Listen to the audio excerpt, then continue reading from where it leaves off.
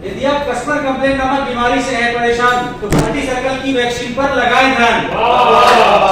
नमस्कार साथियों, आज का हमारा जो थीम है क्वालिटी सर्कल का वो है कि 5851 से हमें व्हाइट स्पॉट की प्रॉब्लम को रिड्यूस करना है, जिसके लिए हमारी टीम है गगन।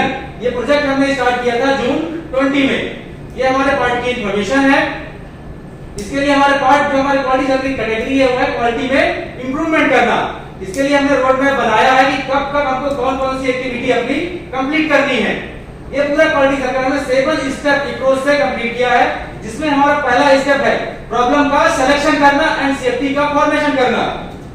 हमने प्रॉब्लम सिलेक्शन करने के लिए हमने नवंबर 19 से लेकर 20 मार्च 20 तक का हमने डेटा लिया है, जिसको हमने पैरेटो में डिवाइड कर दिया है। और जो हमारा टॉप पे डिफेक्ट आया है वो है व्हाइट स्पॉट्स। इसके अकॉर्डिंग हमने अपना प्रोजेक्ट टाइटल डिसाइड किया कि हमें 5851 से व्हाइट स्पॉट की प्रॉब्लम को रिड्यूस करना है, जिससे हमारा प्रॉब्लम स्टेटमेंट निकल के आया कि 5851 की प्रॉब्लम जो व्हाइट स्पॉट की आ रही है, जिसमें हमारा 2888 ppm फाइनल इंस्ट्रक्शन फायरवॉल 2 में हो रहा है, जिसके लिए हमने डेटा कैप्चर किया है सिंस नवंबर 19 से लेकर मार्च 20 तक का।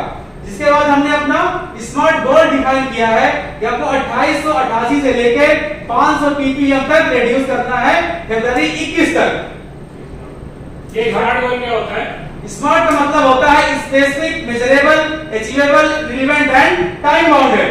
इसके लिए हमने सीएफटी टीम बनाई अपनी, जिसमें मैं लीडर पंकज विश्वकर्मा, मैं team member Satyendra Kumar setting से, मैं दिनेश दत्ता अरविंद सोलंकी क्वालिटी से।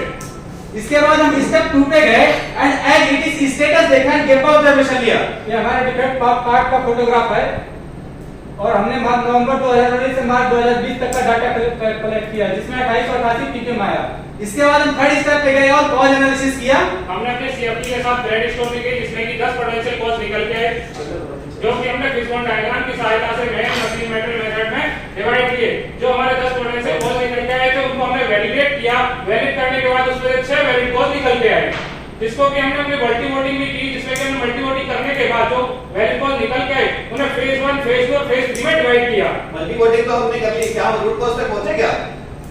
प्रॉब्लम सॉल्विंग टेक्निक अपनाओ, वाई वाई करके प्रॉब्लम के जड़ तक जाओ। हमारे जो वैलिड कॉज आए थे उसमें से हमारा जो फर्स्ट फेज हमने डिफाइन किया था, हमारा पहला था high speed of the manual dryer. ऐसा क्यों? क्योंकि मैनुअल ड्रायर जो हमारा है डायरेक्ट मोटर से कनेक्ट था, जिसकी वजह से उसकी स्पीड हाई थी। ऐसा क्यों हो रहा था? क्योंकि उसमें स्पीड कंट्रोलर नहीं लगा हुआ था। ऐसा क्यों था? क्योंकि ये कोड डिजाइन के अकॉर्डिंग चल रहा था, जिससे जैसे हमारे कोई पुराने पार्ट में कोई प्रॉब्लम तो नहीं थी, बट हमारे 5851 में इसकी वजह से इश्यू आ रहा था। क्या यही हमारा रूट कॉज है? हाँ, यही हमारा रूट कॉज है। हमारा जो दूसरा वैलिड कॉज निकल के आया था वो पैसिवेशन एंड कवरेज था। ऐसा क्यों? क्योंकि हमारा जो पीएस मीटर था वो हमारा ऑनलाइन पीएस मीटर नहीं था, मैनुअल पीएस मीटर से अभी तक प्रोसेस में चेक कर रहे थे। ऐसा क्यों हो रहा था? क्योंकि पहले से ही ऐसा चेक करते हुए चले आ रहे थे, और फिर ओल्ड पार्ट में मान तो रनिंग के पार्ट उसमें अभी तक कोई इशू इसका नहीं आ रहा था। केवल इस पार्ट में ऑनलाइन पीएस ना होने की वजह से हमें प्रॉब्लम महसूस हुई। क्या यही हमारा रूट कॉज है? हाँ, यही हमारा रूट कॉज है। इसके बाद हम फोर्थ स्टेप पे गए और हमने एक्शन प्लान किए, जिसमें हमने जो हमारा पहला रूट कॉज था, मोटर की जो स्पीड है उसमें कंट्रोलर नहीं लगा हुआ है, उसके लिए हमने अपना ड्राइव कंट्रोलर लगा दिया है और उसकी 1400 आरपीएम से स्पीड कम होकर हम 250 पे कंट्रोल कर पा रहे हैं। जैसा कि आप देख रहे हैं वीडियो के माध्यम से ये समझते हैं कि जो स्पीड है वो कितनी कंट्रोल हुई है। ये हमारा पहले का स्टेटस है। जो हमारा ड्राइव है पहले 1400 आरपीएम की स्पीड से इतनी स्पीड से घूमता था, इसमें हमारी कोई कंट्रोलिंग नहीं थी। लेकिन एक्शन लेने के बाद में अब इसमें हमने ड्राइवर कंट्रोलर लगा दिया है। अब जब चाहे जितना चाहे स्पीड अपने हिसाब से चला सकते हैं। यहाँ पे आप देख रहे हैं हम 10 फ्रीक्वेंसी सेट करेंगे तो हमारा 250 आरपीएम की स्पीड से पार्ट हमारे घूमेगा ड्राइव। किसको बोल दो। अब हमारा इसमें बेहतरीन क्वालिटी आ रही जो हमको चाहिए। जब हम बंद करते हैं तो इमीडिएटली हमारा स्टॉप भी हो जाता है, जैसा कि आप देख रहे हैं। फिर हमारा जो दूसरा रूट कॉज था कि हमारा ऑनलाइन पीएस मीटर नहीं था, इसके लिए हमने प्रोसेस में ऑनलाइन पीएस मीटर लगवा दिया है। पहले हम मैनुअल पीएस से चेक करते थे, अब हमने ऑनलाइन पीएस मीटर लगा दिया, जिससे हम 24 घंटे पीएस की मॉनिटरिंग कर पा रहे हैं। ये एक्सेस इंप्लीमेंट होने के बाद हमने ट्रायल एंड चेक किया, जिसमें हमने जून 20 से लेकर अगस्त 2020 तक का डाटा लिया, जिसमें हमारे टोटल 15 लाख पीस बने थे, और उसमें जब हमने देखा तो हमारे केवल 2675 पीस ही रिजेक्ट हुए थे व्हाइट स्पॉट की वजह से, जिससे हमारा पीपीएम जो था 2888 पीपीएम हो घट के हमारा 1753 पीपीएम रह गया। हम यहाँ नहीं रुके, इसके बाद हम सेकंड फेज पे गए और हमारा जो वैलिड कॉस्ट आया था material stack in the cover gap, हमने उस पे भी वाई किया। ऐसा क्यों हो रहा था? क्योंकि जो हमारा पार्ट है उसका डाया जो है बहुत छोटा था और वो बैरल के गैप में फंस जा रहा था। ऐसा क्यों हो रहा था? क्योंकि जो बैरल में हमारे डाया का जो गैप वो बहुत कम था, जिससे स्मॉल साइज के जो डाया के और पार्ट है वो फंस जाते हैं। स्मॉल साइज के डाया हम क्यों चला रहे थे? क्योंकि कस्टमर की रिक्वायरमेंट है, हम पार्ट में कोई मॉडिफिकेशन नहीं कर सकते हैं। क्या यही हमारा रूट कॉज है? हाँ, यही हमारा रूट कॉज है। तो दूसरा हमारा वैलिड कॉस्ट था ये था कि मटेरियल जो है पैसिवेशन के टाइम पे रोटेट नहीं करता था। ऐसा क्यों हो रहा था? क्योंकि हमारा जो ड्राई जो हमारा बैरल है इसमें बैरल रोटेट होता था केवल, और जो पार्ट है वो वहां पे स्थिर रहता था। ऐसा क्यों हो रहा था? क्योंकि जो बैरल की स्पीड है वो सही नहीं थी और इनडेक्टिव थी। ऐसा क्यों था? क्योंकि हमारा जो बैरल की स्पीड है वो ओल्ड पार्ट की प्रोग्रामिंग के हिसाब से चल रहा था। क्या यही हमारा रूट कॉज है? हाँ, यही हमारा रूट कॉज है। इसके बाद में हमने एक्शंस लिए और जो हमारा मटेरियल स्टैक अप हो रहा था यहाँ पे ड्रायर में बैरल में, या इसके लिए हमने पीपी वेल्डिंग से यहाँ पे हमने पूरा इसको भरवा दिया, जो कि अब यहाँ पे पार्ट बिल्कुल हमारा नहीं फंसता है।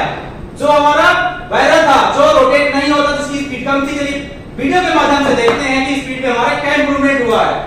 यदि आप पहले देखेंगे एक्शन से पहले, तो यहाँ पे जो हमारा बैरल है इसकी स्पीड हमारी जो है बहुत ही स्लो है, जिसकी वजह से पार्ट रोटेट नहीं होता था, केवल बैरल रोटेट होता था।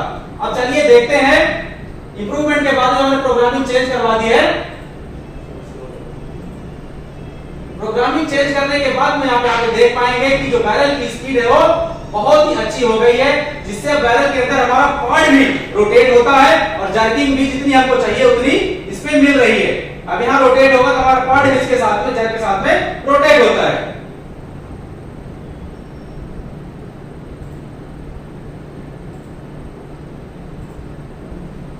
इसके बाद में हमने सबको अवेयरनेस ट्रेनिंग दी और देन हमने ट्रायल किया, जिसमें हमने डेटा लिया सितंबर 20 से लेकर नवंबर 20 तक का। इसमें हमने टोटल 18 लाख पीस बनाए, जिसमें हमारे केवल 2152 पीस ही एनजी निकले, जिससे हमारा जो पीपीएम है 1753 से लेकर 1165 आ गया।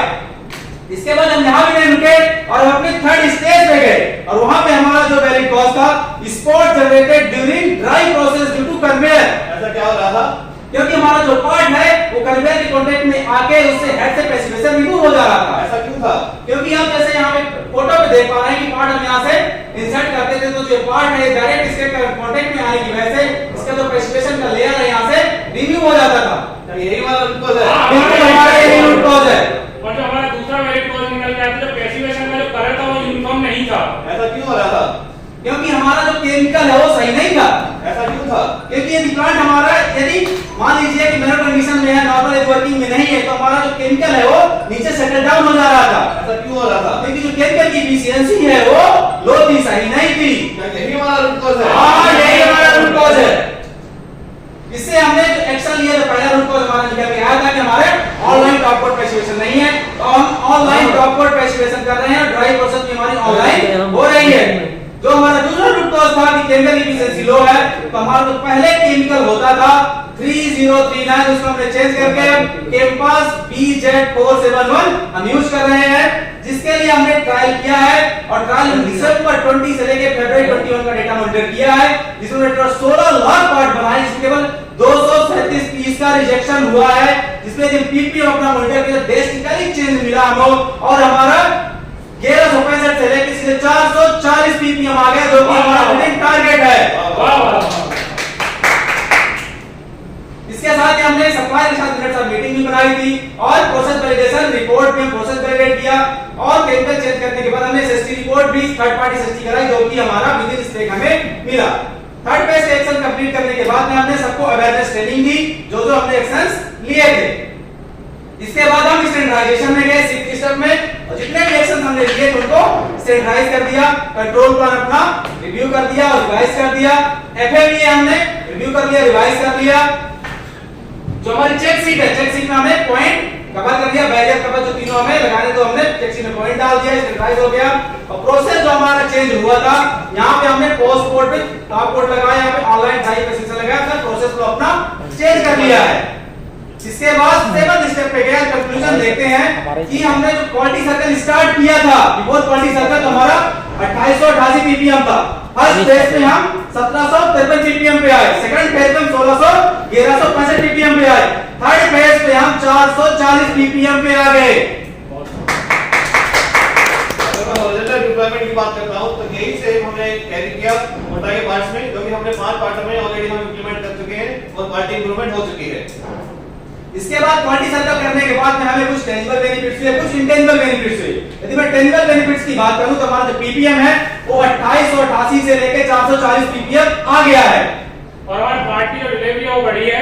इसमें हमारी टोटल प्रोजेक्ट करने के बाद में जो टोटल सेविंग पर ईयर हो रही है सब कुछ माइनस करने के बाद में हमारी 1,08,360 रुपए की हमें एनुअली सेविंग हो रही है। ये हमारी कैलकुलेशन शीट है। इसके बाद में हम कुछ इंटेंजिबल बेनिफिट्स भी हुए, जिससे हमारा टीम वर्क हमारा बढ़ा है, टेक्निकल स्किल हमारी इंप्रूव हुई है, लीडरशिप बढ़ी है, मोटिवेशन बढ़ा है, कम्युनिकेशन स्किल हमारी इंप्रूव हुई है, इंटर डिपार्टमेंट कोऑपरेशन बढ़ा है, क्वालिटी इंप्रूवमेंट बढ़ा है, इनकम लिटरेसी इंप्रूव हुई है। ये पूरा क्वालिटी सर्कल करने के बाद में हमने देखा कि कौन-कौन से टूल प्रोजेक्ट में यूज किए, जिसमें हमारा पहला है activity plan, multi voting, fishbone diagram, 5W1H and YY, Pareto chart and check sheet.